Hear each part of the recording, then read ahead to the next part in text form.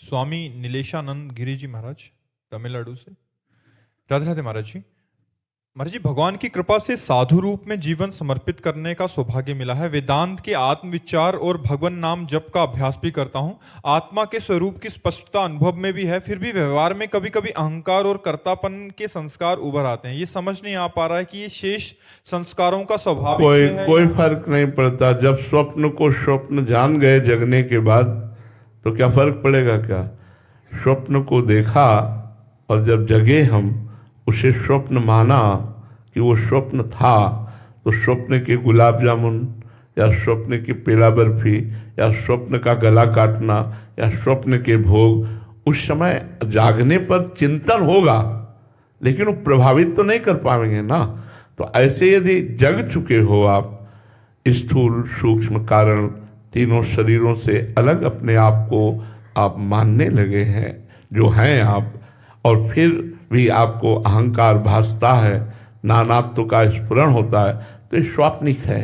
ये धीरे धीरे मिट जाएगा। जैसे हम अभी जगे हैं ना, तो स्वप्न का ज़्यादा प्रभाव रहेगा, 1 घंटा बाद कम रहेगा, दोपहर तक बहुत कम रहेगा, शाम तक विस्मृत हो जाएगा। ऐसा होता है कि ज्ञान होने पर भी अस्तित्व तो उसका बना रहता है तब तक जब तक अंतराय नहीं होता।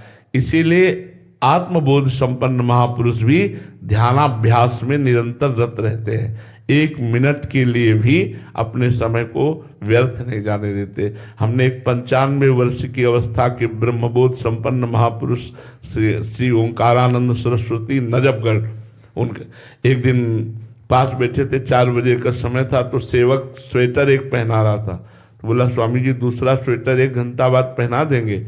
उनका हाँ, हमारे चिंतन में डालो कि हम 1 घंटा बाद स्वेटर पहनेंगे, अभी क्यों नहीं डाल देते? बात तो साधारण सी लगी, लेकिन अपने को पकड़ में आई। गजब की बात है, इतना सूक्ष्म चिंतन कि 1 घंटे बाद स्वेटर पहनना ये स्फुरण होगा, नहीं अभी डालो। इतने बड़े महापुरुष जो ब्रह्मबोध संपन्न है, वो भी अपने चिंतन को कितना संभालते हैं, अपने साधना को कितना संभालते हैं। पूज्यपाद श्री उड़िया बाबा महाराज ब्रह्मबोध संपन्न महापुरुष 18 घंटे ध्यानाभ्यास में बैठे रहते हैं। स्वरूप का बोध हो गया, इसका मतलब नहीं कि हम प्रपंच में नानात्व में खुला घूमते रहें, नहीं, बहुत सावधानी की जरूरत है। नहीं स्वात्मा रामम विषय मृत तृष्णाम भ्रमयति, आत्माराम पुरुष कभी विषय मृत तृष्णा में भ्रमित नहीं होता। वो हर समय आत्मरमण करता रहता है, असंग रहता है, एकश्चरन रास चित्त मनंत से अकेला असंग रहे, तभी आप अपने स्वरूप का रसास्वादन कर पाएंगे। अकेला असंग रहे, इन शरीर की क्रियाओं से भी असंग रहे, शरीर के भोग राग से भी असंग रहे, प्रारब्धवशात मान अपमान उच्छा बुरा जैसा भी व्यवहार हो, आप उसके केवल साक्षी मात्र हैं। वो आप दुख सुख को प्राप्त ना हो, ये एक स्वप्न है, स्वप्न है। जगे हुए पुरुष को स्वप्न प्रभावित नहीं कर पाता, तो इसलिए उसमें कोई खास बात नहीं है। रहिए आप अपने ही पक्ष में, इसको देखने वाले आप है ना, तो ये स्वप्न ही तो है ना, मिथ्या ही तो है ना, फिर क्या परेशानी है? बस उसको मिथ्या ही मानते रहे। मन संतुष्ट है तो कोई बात नहीं, असंतुष्ट है तो कोई बात नहीं, शांत है तो ठीक है, अशांत है तो कोई बात नहीं। आप तो अलग है ना, बस इस बात को पकड़े रहिएगा तो सब ठीक हो जाएगा। अंतःकरण की क्षमता ही आत्मबोध कराती है। आत्मा तो जैसी थी वैसी है, वैसी रहेगी, न कभी बंधन को प्राप्त हुई है, केवल भ्रम मिटना है। वो भ्रम क्या है? अंतःकरण में जो ममत्व हो गया है, अंतःकरण में जो मैं बुद्धि हो गई है, उसी को समता के द्वारा मिटा देना है। समझ रहे ना आप? मन बुद्धि चित्त अहम, ये सम को प्राप्त हो गया, ब्रह्मबोध हो गया, क्योंकि अपना ही स्वरूप है, कोई और तो है नहीं कि हम और कुछ प्राप्त करना है। ना कभी हम बंधे थे, न कभी बंधे हैं, न कभी बंधे रहेंगे, ये भ्रम हो गया है। और जासु कृपा सब भ्रम मिट जाई, गिरजा सोई कृपालु रघुराई। इसलिए हमें लगता है भगवान का नाम जब जरूर करते रहना चाहिए। नाम जब सनक सनंदन सनातन सनत कुमार जैसे ब्रह्म ऋषि हर समय हरिशरणम रटते रहते हैं, तो भगवान नाम जब वाणी से करते रहना चाहिए। वो इंद्रियों को शत में लगाते रहना चाहिए।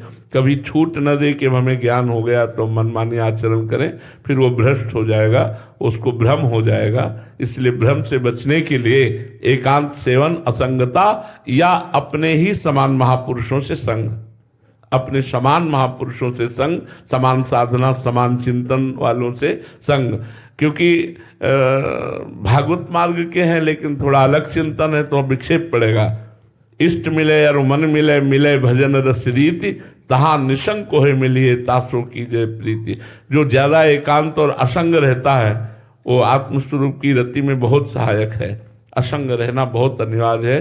बड़ी बड़ी समितियों से, सभाओं से, बड़े ऐसे सब अलग रहे साधक जब तक ब्रह्मबोध न हो जाए।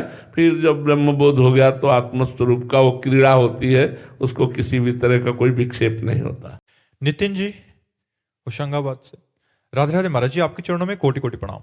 महाराज जी, मेरा प्रश्न है कि काशी में महादेव जी को देखकर और काशी के घाटों को देखकर किसी को वैराग्य चढ़े तो बात समझ में आती है, क्योंकि बाबा जी का स्वरूप ही सन्यासी वाला है। लेकिन महाराज जी, वृंदावन में आकर और प्रिया प्रीतम को देखकर किसी को घोर वैराग्य आ जाए, ये बात महाराज जी समझ के बाहर की है। सही पूछो तो काशीनाथ को भी यहाँ वैराग्य हो जाता है काशीनाथ को भी यहाँ वैराग्य हो जाता है। गोपी बने हुए, गोपीश्वर बने हुए वृंदावन में विराजमान है। जो प्रेम है ये समस्त राग नष्ट कर देता है। देखो, थोड़ी सी मलिन झांकी, निर्मल झांकी नहीं कह रहा हूं, मलिन झांकी, प्रेम ना होकर के वो राग है, पर उसका स्वरूप देखो। संसार में उसे प्रेमी कहते हैं पर उसे राग कहा जाता है, प्रेम नहीं कहा जाता। उसे कामासक्त चित्त को राग कहा जाता है। एक लड़की एक लड़का दोनों थोड़ा सा राग कर लेते हैं। अब उनके मिलन में बाधा पहुंचने लगी, दोनों अपने अपने परिवार को छोड़ देते हैं। अब उनके परिवार भारी विरोध में उतर गए, दोनों अपने प्राण छोड़ देते हैं। सुना है नहीं सुना? एक लौकिक राग में इतनी ताकत है कि दोनों अपने परिवार को छोड़ दिए, दोनों अपने प्राणों का भी त्याग कर दिया। इतना बड़ा वैराग्य, इतना बड़ा राग त्याग कि दोनों ने एक साथ जहर खा लिया। फिर ये तो प्रेम देश है, ये तो प्रिया प्रीतम का प्रेम देश है। यहां वैराग्य हो जाना कोई बड़ी बात है क्या? वृंदावन में वैराग्य होना बड़ी बात नहीं, क्योंकि प्रेम समस्त रागों का नाश कर देता है। प्रेम जिसके हृदय में उत्पन्न होता है, उससे जैसा वैरागी कौन होता है? गोपियों जैसा वैरागी कौन था? तभी तो उद्धव जैसे वैरागी गोपियों की चरण धूलि पर अपने मस्तक को रखा। वंदे नंद ब्रज स्त्रीणाम पाद रेणुम भीक्षसा यासाम हरि कथोद्गीतम पुनाति भुवनत्रयम्। क्यों? क्योंकि गोपी के हृदय में श्री कृष्ण के सिवा कुछ है ही नहीं। श्री कृष्ण प्रेम में मतवाली गोपियां, न पति न पुत्र न परिवार न शरीर, कोई राग नहीं, और सबके बीच में रह रही, सबके बीच में रह रही है। इसलिए भाई ये प्रेम देश है। यहां वास्तविक वैराग्य तो यही होता है। वास्तविक क्या मतलब? मोक्ष त्यागी भी यही है। काशी में तो वैराग्य मोक्ष प्राप्ति के लिए होता है, लेकिन वृंदावन में वैराग्य मोक्ष त्याग करके भी होता है। मोक्ष के भी वैरागी यहाँ मिलेंगे। प्रेमानुरागी जन यहाँ मोक्ष का भी त्याग कर देते हैं। इसलिए प्रेम का प्रभाव ऐसा होता है। देखो ना, हमने आपको साधारण मलिन उदाहरण दिया कि वो 20 वर्ष से प्यार करने वाले माता पिता परिवार को छोड़ देते हैं। ज्यादा बिन पड़ा तो अपने प्यारे प्राण और देह का त्याग कर देते हैं सांसारिक राग के लिए। फिर परमात्मा से प्यार करने वाले अगर संसार से वैराग्य कर ले तो कौन सी बड़ी बात है? ये कौन सी बड़ी बात है? महाराज जी, बाहरी दृष्टि है अपनी, इसलिए हम बाहरी वस्त्रों के त्याग को या ऐसे को वैराग्य कहते हैं। वास्तविक वैराग्य ऐसा भी हो सकता है कि सब कुछ है और अंदर से इसका हाँ, वास्तविक वैराग्य तो उसे कहते हैं। देखो, वैराग्य की 3 स्थितियां बताई गई शास्त्रों में। पहला कहते हैं त्याग। त्याग का मतलब मुझे भोग की इच्छा है, पर मैं भोगूंगा नहीं क्योंकि मुझे भगवत प्राप्ति करनी है। और प्रबल इच्छा भोग की है, पर उन भोगों को नहीं भोगता क्योंकि वो भगवत प्राप्ति करना चाहता है। इसे कहते हैं त्याग। दूसरा है वैराग्य, भोगों की उपस्थिति पर भोगों की इच्छा ना होना, भोगों के बीच में रहते हुए भी भोग की इच्छा ही ना होना, इसे वैराग्य कहते हैं। और तीसरे को कहते हैं उपरति। भोग है, ये भोगने वाली वस्तु है, ऐसी स्मृति का भी नाश हो गया, उसे उपरति। उपरति को ब्रह्म साक्षात्कार या भगवत साक्षात्कार किए हुए महापुरुष उपरति को प्राप्त होता है। महाराज जी, पहली स्थिति जो है त्याग आपने बताई, ये तो साधक की बहुत दुखद स्थिति है ये, क्योंकि तन छाड़े मन गए है, दोनों ही दुख होए।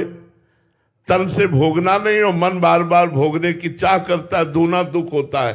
तो इसी को तो पार करना कठिन। वैराग्य आ गया फिर क्या हो, तो जीत गया, जीत गया। असली वैराग्य आ गया तो जीत गया। अभी तो त्याग के मार्ग पर हम चलना चाहते हैं, पर मन हमारा भोगों में लगा है। बड़ा दुखद है, बड़ा दुखद परिस्थिति होती है, और ये बहुत लंबे समय तक रहता है। वैराग्य, शुद्ध वैराग्य आना, भोगों में अरुचि हो जाना। जैसे मन को कोई खाने की इच्छा नहीं करता, ऐसे भोगों में अरुचि हो जाने को वैराग्य कहते हैं। यहां से लेके ब्रह्मलोक तक के भोगों में अरुचि हो जाना, रुचि ही नहीं है। लेकिन अभी हम लोगों में रुचि है, पर हम भोगेंगे नहीं, क्योंकि हमें भगवत प्राप्ति करना, इसे त्याग कहते हैं। महाराज जी, उपरति तो बहुत ही तब वो ब्रह्म साक्षात्कार किए हुए महापुरुष को, जो उपरति को प्राप्त महापुरुष, वो उसमें और ब्रह्म में कोई अंतर नहीं।